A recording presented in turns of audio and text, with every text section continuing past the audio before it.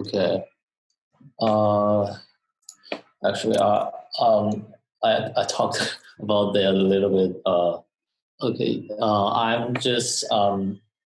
I'm focusing on like finding the data scientist job in financial firms, and I did 20 calls with the junior people who worked in the the financial companies and as data scientists, and um, I made the target companies list, and I'm about to like connect with the senior people who are having like 10 plus years of experience. And yeah, I think uh, I think I am like currently uh, like modifying my resume, and also I am focusing on like writing the accomplishment stories, and yeah, I think that's pretty much uh, about my current situation.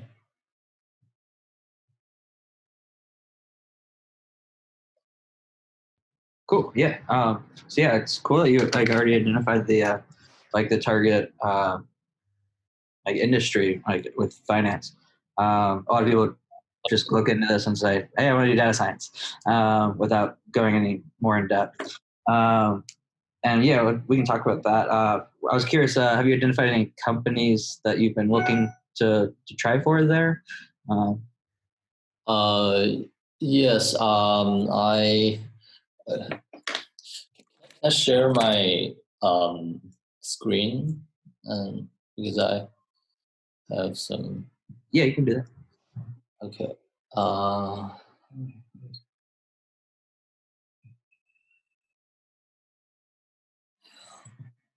yeah. This. Actually, I am like finding more companies, but right now I just got like 17 companies. Uh, they uh, they may have like the data scientist role. Um, What's the number next to them? I'm sorry. What's the number next to them in parentheses? Is that? Oh, actually, this is like what I got from the LinkedIn. So it's the number of like the how many people have the data scientist role in these companies. Yeah, I see. Cool. yeah. Awesome. And quick question: are you looking for like? Do you have any preference on like where, like geographically? Oh yeah. Actually, I'm focusing on finding the job in New York City. Okay, cool. Yeah. Very good. And then yeah, and then so you've identified these, and then I guess you mentioned working on like communicating to people. Have you also been applying to any of them? Actually, no, but uh, I haven't applied to any of the companies, but yeah. And then before you even apply, like the first step is finding them and identifying which ones are like suitable to apply for, right? So for example, like if you see it, like my company, I just saw on their webpage had hiring a vice president of data science. Like obviously that's not one we would look at. Have you been finding going through job postings and finding ones that you feel like you could do or are curious about or want to apply for? Actually, I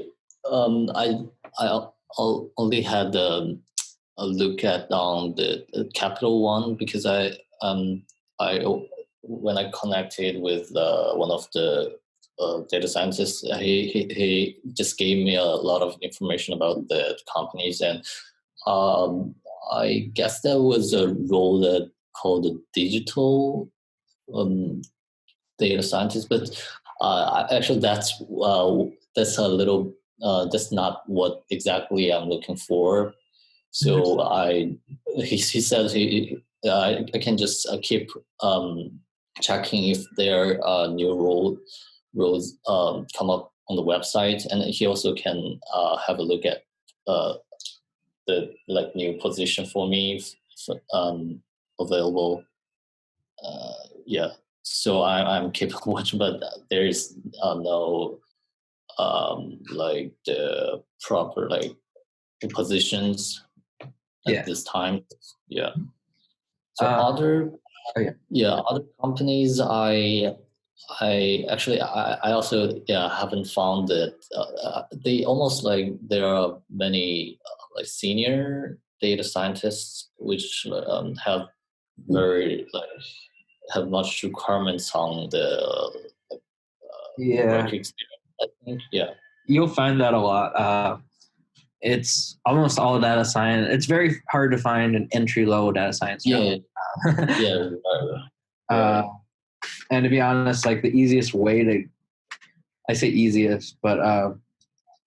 when you have the skills, it's easier than when you don't have them. But like most people that I've seen work as data scientists previously worked as either data engineers or data scientists for a little bit to kind of demonstrate that they've worked in these other areas and they can kind of take it um, to a more advanced Oh, level with data science. And so, if you're struggling with finding those, I would actually broaden it a little bit and start looking for data analysts as well, because a lot of companies. Analysts will be doing data science, and then sometimes the other way around. Data science will be doing analytics work, and so yeah, it is hard to find kind of entry level ones. Most yeah. positions can be more experienced. Um, so yeah, that is the hard part. But I would recommend at least looking at going to all these companies that you're looking at on that list, as well as others, and start looking at the job postings and what skills they have, because you'll see certain terms and buzzwords that they're looking for, and you'll want to hit that in your resume. That was something I was looking at in your resume. I felt like Yeah. you're kind of off on what terms you're trying to highlight in terms of what they're looking for. And the best way to find those is to just go through all the job postings because the words that they use in the postings are the buzzwords that you want to hit in your resume. Okay. Oh, so can you share my resume with like So I made some notes on it. Let me see if I can share. so Um,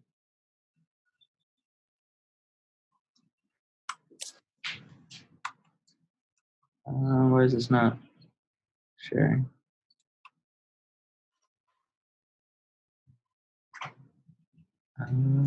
Give me 1 second. Sorry. okay. I was having trouble finding Microsoft Word. Okay. Can you see it now? Yeah. Cool. Yeah. So like here you've got a bunch of terms. Here I would describe these as competencies that you're hitting. So you're kind of pointing out that you're interested in these. Overall, I'd say it's a bit too broad for what Uh, you're looking for. There's skills that they would probably want you to have, but there's things that you can go more into depth. For example, machine learning, they're going to want more than machine learning when they're searching things. So supervised machine learning, unsupervised. Which models have you worked with? What type of learning? Are you doing active learning, passive? Do you do online, batch? There's a lot more you can go into depth there. And they'll want people that are more specifically tailored to them. So just saying machine learning is a little too broad. And this kind of I feel like this part here with I would say these are competencies, and then you have your skills down here. Both are great, but yeah, they need to be more specific and tailored to the positions you're looking for.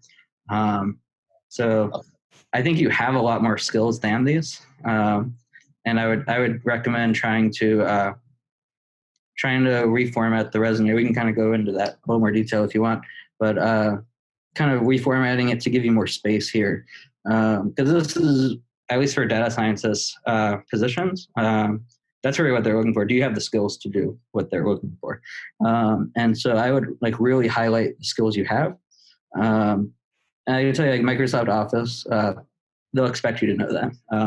You don't want to be spending time and space talking about that.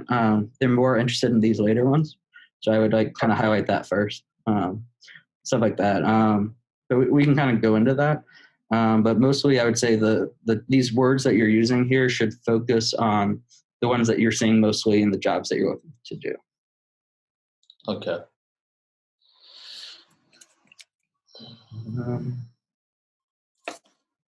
I think. So is there direction you want to go in terms of this conversation? Like what did you want to cover? We can kind of go over this, or we can kind of go over the other parts. Yeah. Okay. Okay. I have another things. Just accomplishment story. It's just I think I'll be using this story when I like talk to the senior people or even in the interview. I guess. Okay, so can you take a look at this? Uh, uh,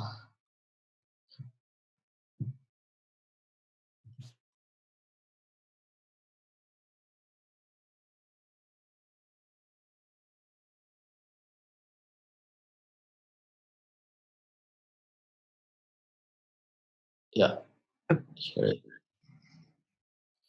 So I just write one of uh, the course project I had and made them. I'm not sure if that it's too specific or just is it okay to? Yes, I'm reading it real quick. One sec.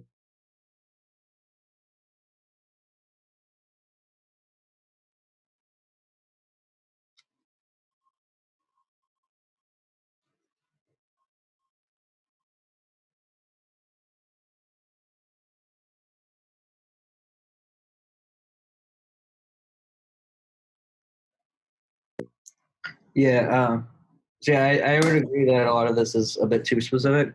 Oh, So like kind of you're giving the specific parameters that you found, right? You're giving the parameter for the learning rate, the cutoff. yeah. Um, don't really focus on the parameter, but explain what they're doing. So you talk about automatically terminate if the magnitude of every element of the gradient is less than 10 minus 3. What does that mean? What's going on with that? Like in the process, because you want to demonstrate that you know what's going on. You didn't just you can throw it into a program like Data Robot, and it'll find all these parameters for you. But you need to demonstrate that you know what they mean. So, like, what's going on with your cutoff and the gradient being less than 10 to minus 3? Like, what does that mean to you? Uh, for the gradient, it's just because it just provide a terminate condition. So yeah, so like, why is that a good terminating condition? Uh, because if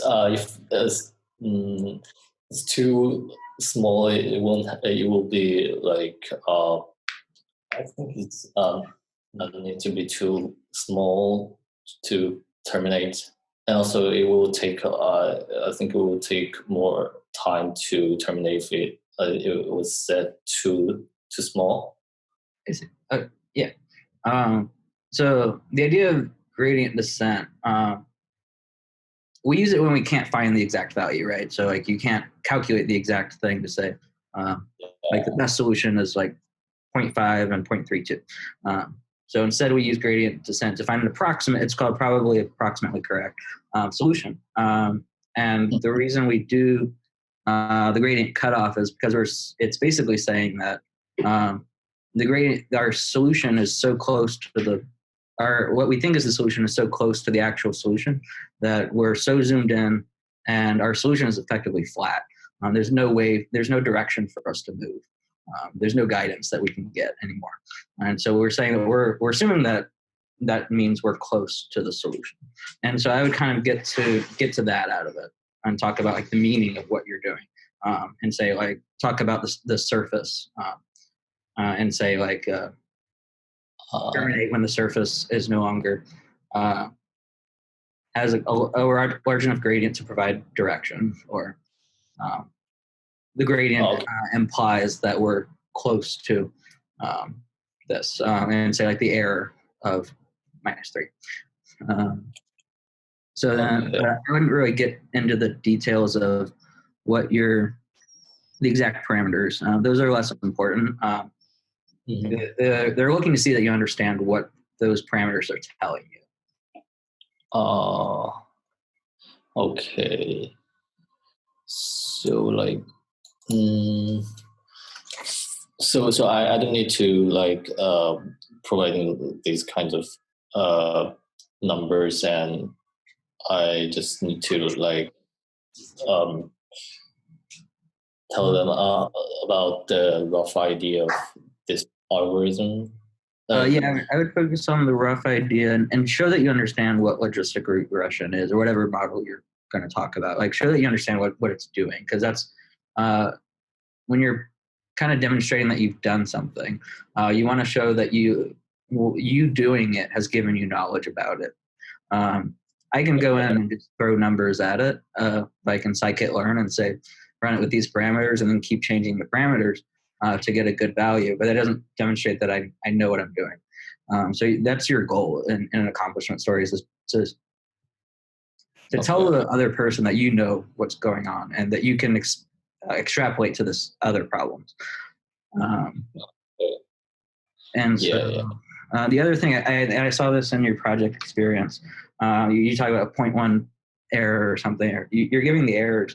And while it's useful to do, it's actually, most people don't realize this, it's actually pretty meaningless.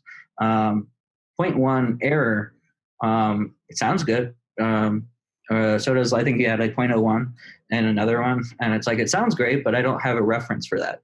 The reason being, if I can do a linear regression model and I can get just as good as your 0.1 with your logistic regression, yours is way more complicated than mine, but it's not providing any more value than, let's say, a logistic regression or a very naive model.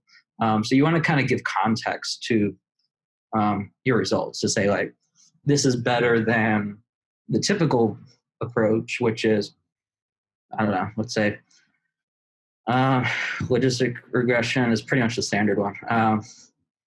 I don't know, let's say a naive based model, and say like this was an improvement of like 0.04 error over the naive based model, and show that you have something to compare it to. Okay. Yeah, so I'll like modify this part. Yeah, I will write that, and yeah, just and show you the like before the next conversation. Yeah, there you go. Let's see, I'm just trying to think of, in terms of this, focus on other issues that you found in doing it. Because like, what I get out of the accomplishment story here is you did this model, and then you were done. You kind of want to talk about the problems that you ran into. Like, what did you have to do to get around them? That's really what if I'm like an interviewer or person looking to hire someone. That's mostly what I'm interested in. It's like, how did you get around the problems that you faced? So here there's several problems that it seems like you ran into, but you could go into more. You said you among the 75 attributes, you used 14. Why did you choose those 14? Like, what led you to that? Like I feel like you kind of glossed over that, and that's a huge area that you could kind of emphasize. So I'm curious, like, how did you get your 14? Actually, it was already like it said that it is most used 14 attributes. Okay. So yeah, I didn't do select by myself for like the 14 attributes. Yeah. So I didn't. This is actually something that you can do like very easily on your own. Look into it's called feature selection, and that's something that if you had this on like if you were talking to me about this, that would be my first question is like, how did you do feature selection? So if you're not familiar with feature selection, I would definitely look into that because that's a natural line of questioning that they would ask you here, and you don't ever really want to say that something was done for you or never, if you can. So one of the biggest mistakes I see in interviews is they'll say, well, the professor told me to do it this way or something. It's like, but why did he tell you to do it that way or something? Yeah, I see. Yeah.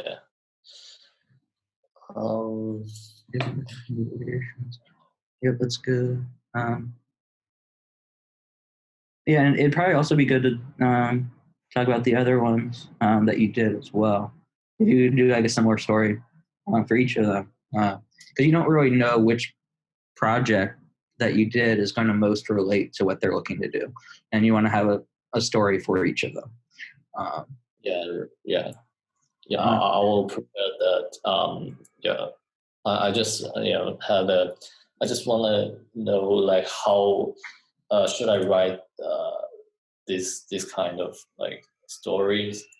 Yeah, I just get some suggestions. So for I would recommend it's kind of almost like a paper when you have like an introduction, you identify the problem, you give your hypothesis of how to solve it, why you chose it that way, stuff like that. So kind of the same as a paper, but each of those sections is going to be 1 to 2 sentences.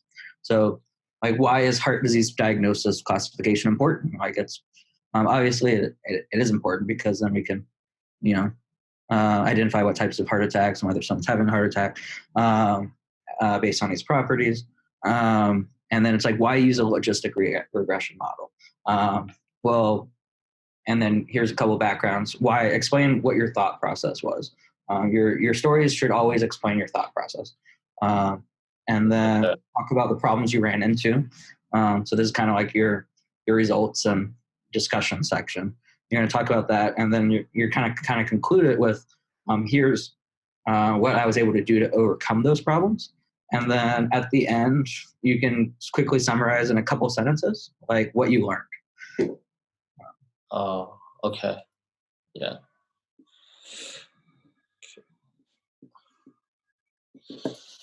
So I would say like the next question I would ask you if you were to share this with me in an interview is like, why did you choose a logistic regression model? Like what advantages does that have? What disadvantages? Logistic. I didn't think about the question like that. Yeah. I don't expect you to know it now, but I would say like, if you have anything in these types of things, that's definitely going to be a line of questioning that they will follow with. They want you to explain why you chose the model that you did, because when they're hiring someone, they want to make sure that you understand. A lot of the people that shouldn't be data scientists will say, I'm just going to try every model and then see what happens and get the best one. And the problem with that is, with your stats background, I'm sure you're aware, like if I have like a p-value of 0.05, if I run it a bunch of times, I'll hit things that are significant. Like it doesn't mean it's actually useful. It just happened to work. And so even with cross validation, train test split, you can have that same problem. And so they want to make sure that you understand why and when to choose these. Oh, okay. Yeah. Um, yeah, let's see.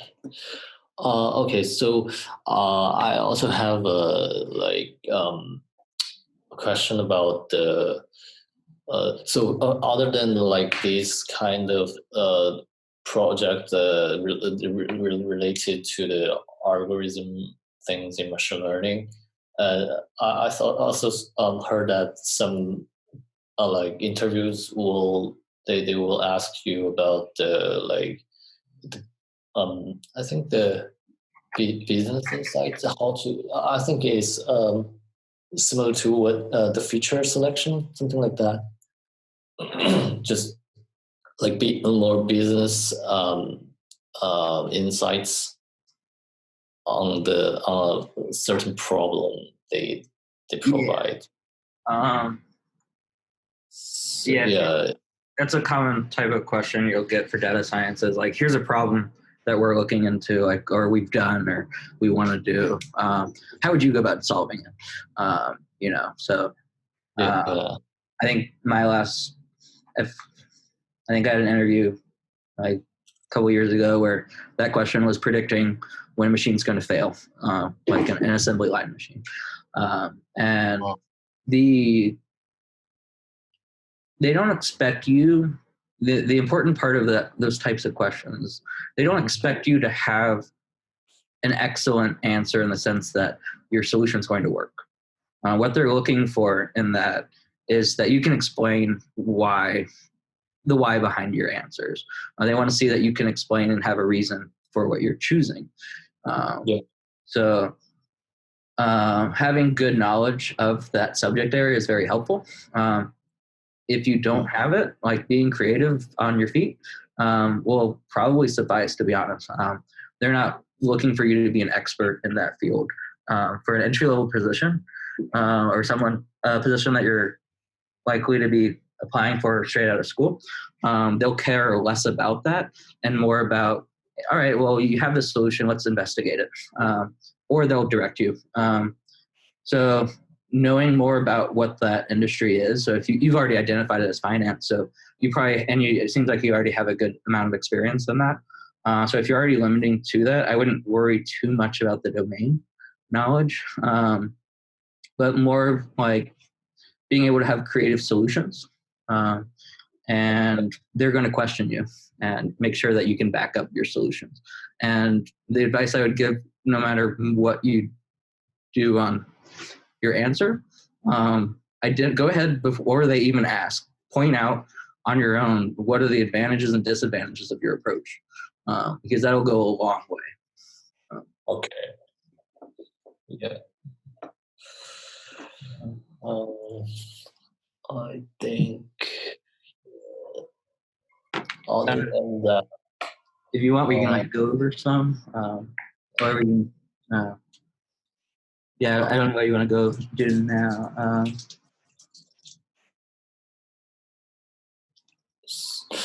Yeah, I think the other things about like the resume, maybe. Yeah, we can go over that. So my advice on this one might differ from like I imagine I see this all the time with WashU students. Is like, is this like a template that they tell you to do, or I don't know. What? Oh, I was just curious about the template. That seems similar to a lot of the other no, ones that. The template was just Stuart provided this. Oh, okay. Or who provided it? Stuart. Oh, sorry. Okay, cool. Yeah. Yeah. So really what I would suggest, and Stuart, it'd be great to get your thoughts on, is I think the point of a resume is to capture their interest, get them interested from the start, and then trying to hold that interest. And when you get to a weak point in your resume, like kind of make it so that way they're still interested in you. So when I'm looking at it as a data, if someone's hiring for a data science position, the first thing they're going to want to know is, do you have the skills to do the job that I'm looking for? And so I would highlight your skills right at the top. You have them right on the bottom, which is the last thing I would see. And so I would move that up to the top. Education. Agreed. Oh, yeah. Education, for some reason, I feel like it's different in data science, and especially follow Kyle on this guidance, okay, Ryan? Okay. For data science, I've noticed, and it really depends. I don't have much experience on that with the finance companies, but with like IT heavy companies, the weight of your university isn't going to be as heavy as the skills. In terms of what they're looking for in your degrees is, do you have the required degree? And is it from a university that's like, like that's really all they're looking for. So like I would highlight that you have like an MS degree expected soon, and you have a bachelor's in engineering. I wouldn't highlight the rest of it. And I can show you what I mean by that in a second. But I would honestly put this down at the bottom. It's not going to be the focus of what they're looking for. They'll make sure, do you have the MS degree or not? And then they'll filter that down. Beyond that, they're not going to care much. So I can show you what I mean by not highlighting the other stuff in a moment. The work experience, this is always going to be a weakness for anyone coming out of school. So you want to already have captured their interest before you even get to work experience, because this is your weak spot. If you start out with this, they're already not looking at you in a great light. But you can't highlight your project experience before your work experience, because then it's like you're hiding it. So I like to have the skills up top, then the work experience. So you've already captured them with your interest, their interest in you with the skills. You're kind of going to lose them a little bit because you're inexperienced. Of course, everyone's going to be that way. So that's fine. And then you're going to kind of make up for it with your project experience. This is really where you're kind of win it. They want to make the number one thing that they want is, one, do you have the skills? And two, have you demonstrated that you have the skills? And you do that with the project experience. So you can say, I've done this before. I'm not just saying I have the knowledge. I haven't just read the books. I've actually done projects with this. And you've got great projects here. So I love that you put them on here. I would be a little more specific in what you did. So here, I didn't like the word supported. I don't know what that means. Supported can mean anything from you brought them coffee to you actually did the code. And then be more specific here. So you said time series forecasting using deep learning. Deep learning is a very broad topic. Which models did you do? I'm actually curious, like what models did you do for that? I'm guessing LSTM, but. Actually, this project is what I'm like. I'm still dealing with this. So okay. We plan to use this time series forecasting, but we didn't have specific like method yet. So I just list. Yep. But I think we'll work on this project for this part before like in a week. So I just want to like keep modifying this the resume. That's a great approach. Yeah, and then you don't have to just do it all in one batch later. When you do that, I would say like what models you did, like specifically call them out. And I can show you like an example in my resume of how I've done that. But like here, like my guess is you're going to use a long short-term memory neural network. And like if you do, like put that in there. But also say, I kind of brought this up earlier, it's having a comparison. What does the error mean? If you tell me your error was, mean squared error of 30, like it has zero meaning to me. So you need to compare it against something else. So if you're doing deep learning, that's a lot more sophisticated than, let's say, an ARMA model. And so I would actually run an ARMA model and say, like, it performed this much better in this result. Okay. And then here, I really like this one. This is one we were talking about before. Yeah. The other thing I would recommend is talking about highlighting what skills and tools you use for each of these projects. So did you do this one in R? Did you do it in Python? What type of packages did you use? All of those. Now, that's kind of that obviously takes up space, and I can show you a trick to how to get around that. You don't actually need everything to be the same font size. And the skills and what tools that you use for a specific project are not the focus of it. So you can actually make that smaller. I'll show you in a moment. Here, same thing. The numbers need to be given in context. This is great. I love that you called it out. AdaBoost model. That's very useful to know. As weak learners relationship, this shows a good understanding of how the model works, and that's really what makes me excited about this project. You demonstrated that you know that. I wouldn't call out specific functions. Okay. To me, that sounds like you learned to use this function, but that's all you got out of the project. You want to show like what you got out of it. And so you could say, I would rephrase this to say like using a Voronoi, by generating a Voronoi diagram.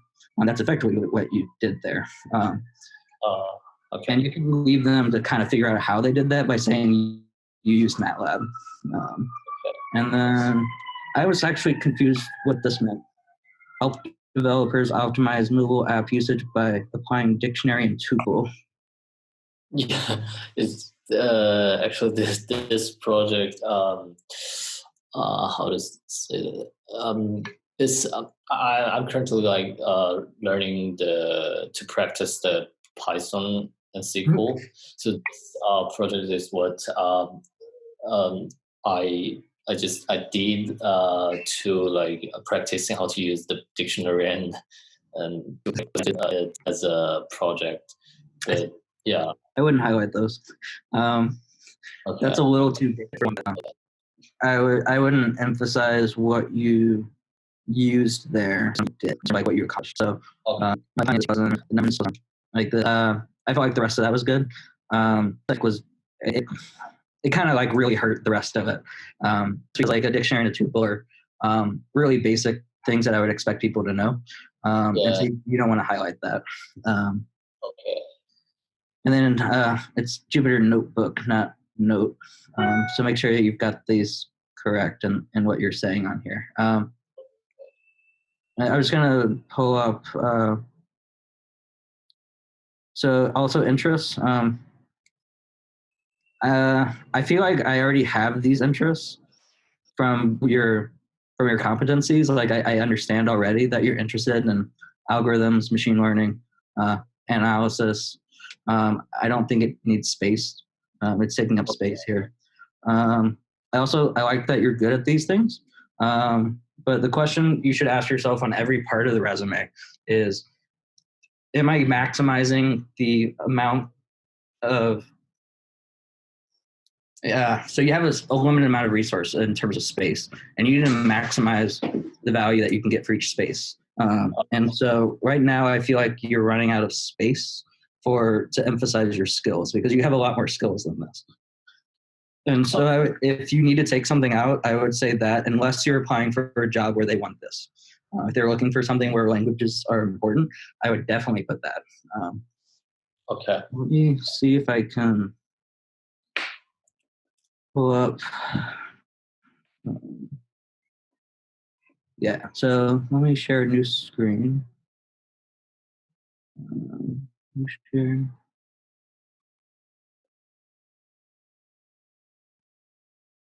So this is kind of how I have my resume. It's a little different. I don't think you need to copy this. I'm just kind of want to show you a couple things. When I talk about like machine learning, I'm specifically calling out all or at least the most important models that I've actually worked with and built. They're going to be looking for certain ones in their project.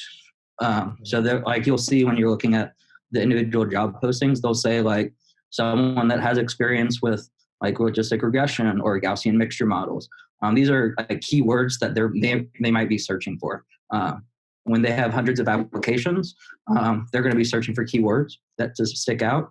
And these are going to account for a lot of them. And they're things that I've actually worked with, so I can talk about them.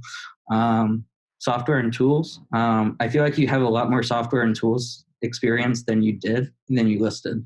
Some of the ones that you had were really good, but they also imply that you have the others. Go ahead and call those out. For example, you've probably worked with Git. Microsoft Office, you don't really need to go into detail. They'll assume that you know that. I would just pull out Excel because that's another keyword that they're going to look for. Any databases you look for. But I kind of talked about what you used for the project. So here's one of my projects, jobs I did. I did this project on data integration at Monsanto. And below that, I just list all of the language and tools I used for that specific project. And this kind of also hits all of the keyword things, and it gives them context. But I don't need to go into detail of how I use all of this. An experienced person in data science could probably figure it out. With the technologies I use and me saying what I was doing with trying to accomplish, they can probably figure out what I did where. Okay. And it'll be one of their first questions that they ask if they do it. So you want to go ahead and answer those for them. Let's see, kind of going back to yours.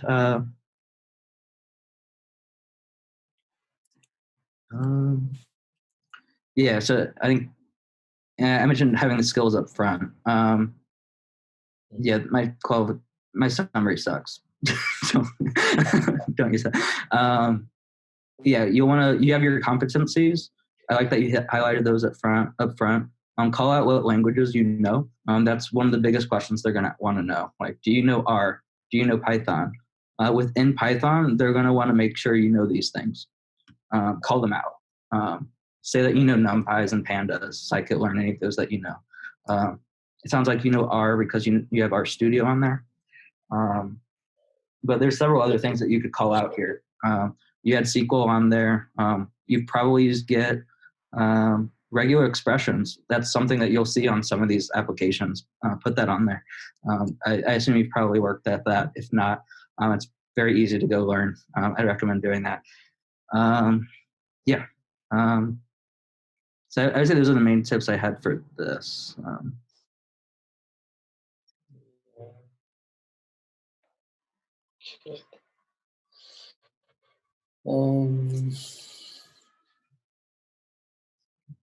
Yeah, I think I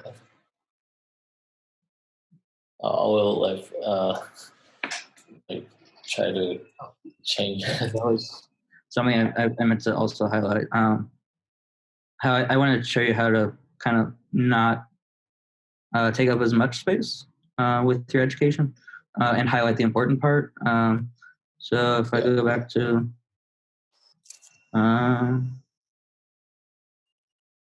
share, I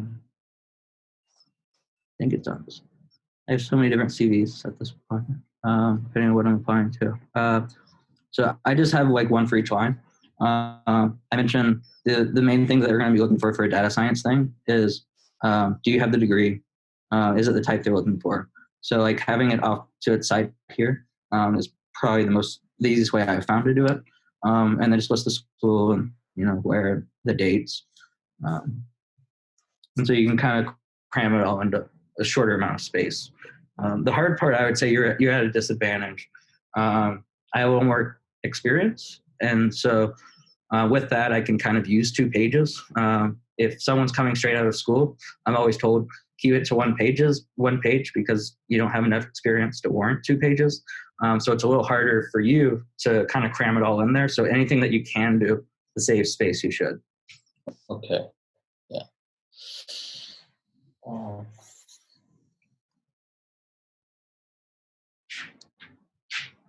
And the other thing I would say on the that I wish I saw on the. Let me share again. Sorry, I keep doing this. Your resume.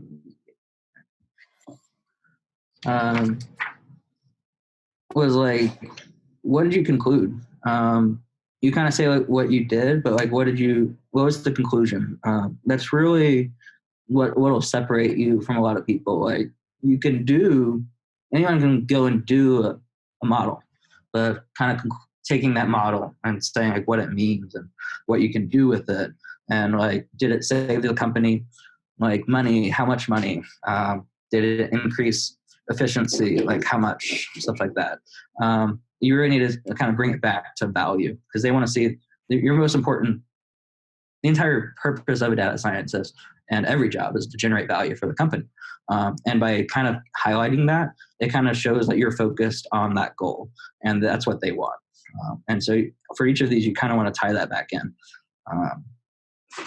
Okay. And then I have a question on that. So like for the project I did, so I don't need to like list the like results. Yeah. For the numeric. Yeah. So here on these like academic projects, that's where like a comparison kind of shows up. Most projects, think of, okay, so data science.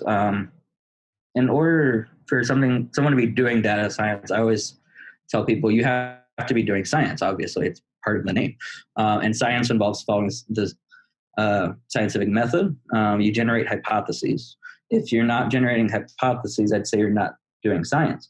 And so all of these should be following some sort of test, something that you can test and conclude at the end of it. And I would want to see that you concluded something.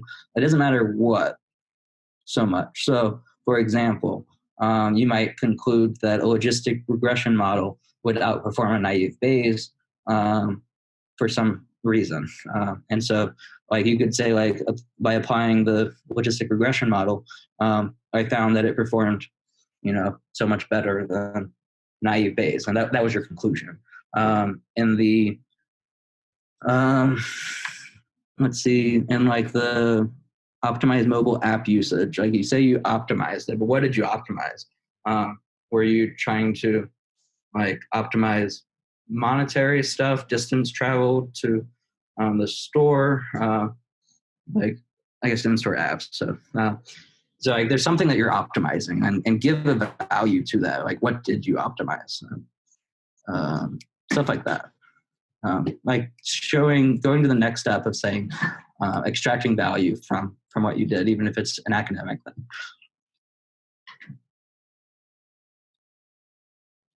And I would say most academic projects, the conclusion is just comparing it to another model. Literally just like pick any model and say like, hey, I want to see which one would do better. Hello? Oh. Can you hear me? Yeah, I can hear you. Oh, my internet is always is not stable. Yeah. Were you able to hear me? Yeah, I can hear you now. Cool. Yeah. So yeah, just adding some sort of conclusion to each of these or something that you brought value to, and then I was saying the conclusion could be anything, like just pick another model and compare to it and say like this one performed better. That's a conclusion that you could make. Okay. So I think yeah, I would kind of work on those parts.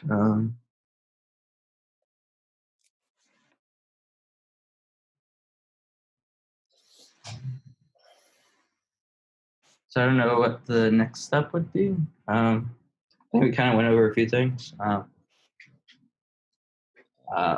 would recommend kind of at the beginning, we talked about looking at job postings and seeing what they're looking for, pulling out ones that you'd be interested in. and then identifying patterns in those so that you can kind of bring those to your to highlight in these. So I kind of always bring up